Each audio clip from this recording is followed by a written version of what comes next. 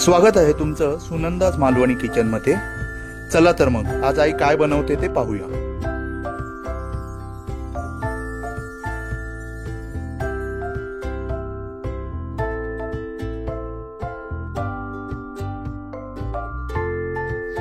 आज आपण लाल भोपळ्यापासून रेसिपी बनवूया।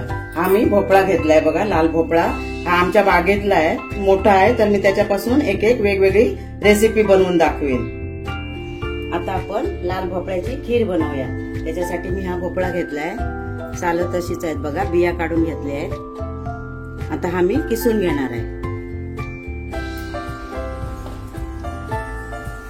भोपळा असा कापून घेते।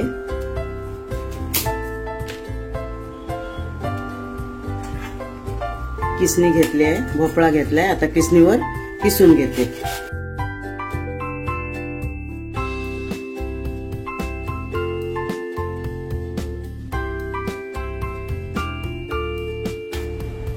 असा मी सगळा भोपळा किसून घेते। हा भोपळा किसून घेतलाय, अर्धा लिटर दूध गरम करून घेतलाय, तूप घेतलाय, साखर घेतली आणि ड्रायफ्रूट घेतले आहेत। आता आपण बनवायला घेऊया। कढई गरम करून घेतली आहे, 2 चमचे तूप घालते। भोपळा किसून घेतलाय तो घालते।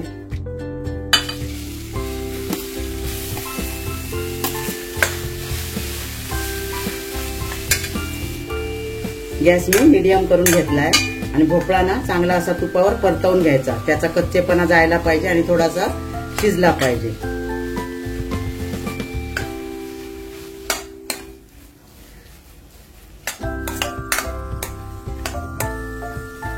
आम्ही 3-4 मिनिटं भोपळा असा तुपावर परतवून घेतलाय, चांगला शिजला पण आहे बघा।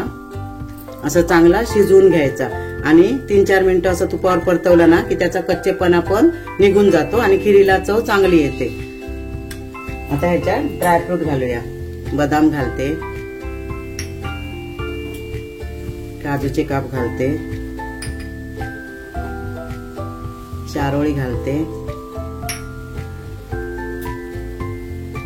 मनुका घालते। ड्रायफ्रूट आपल्या आवडीप्रमाणे घालायचे। 1 मिनिट परतवून घेते।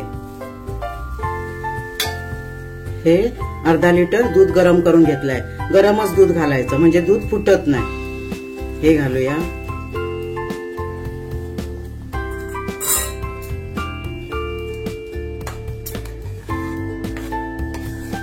चांगलं असं ढवळून घ्यायचं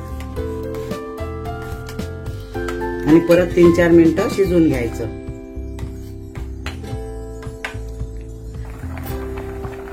असा शिजवून घ्यायचा पूर्ण। हा बघा व्यवस्थित शिजलाय, दूध पण फुटलं नाही बघा।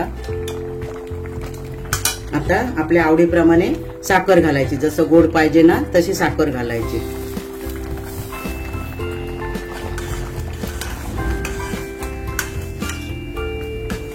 साखर चांगली वितळून घ्यायची।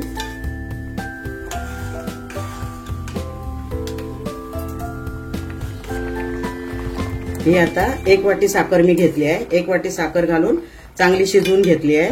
आता ही खीर तयार आहे। आता साधारण 8 ते 10 मिनिटात ही खीर तयार होते।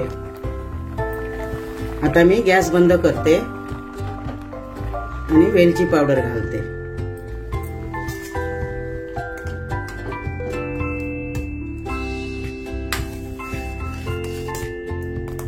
कलर पण किती छान आलाय बघा, भोपळ्याचाच आहे हा कलर।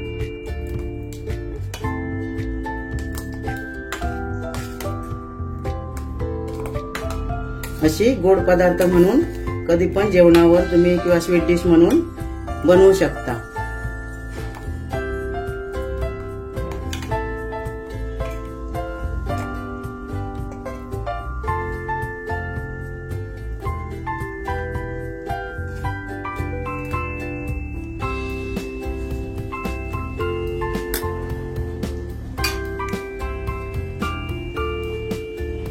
अशी ही लाल भोपळ्याची खीर गार्निश करून सर्व करा।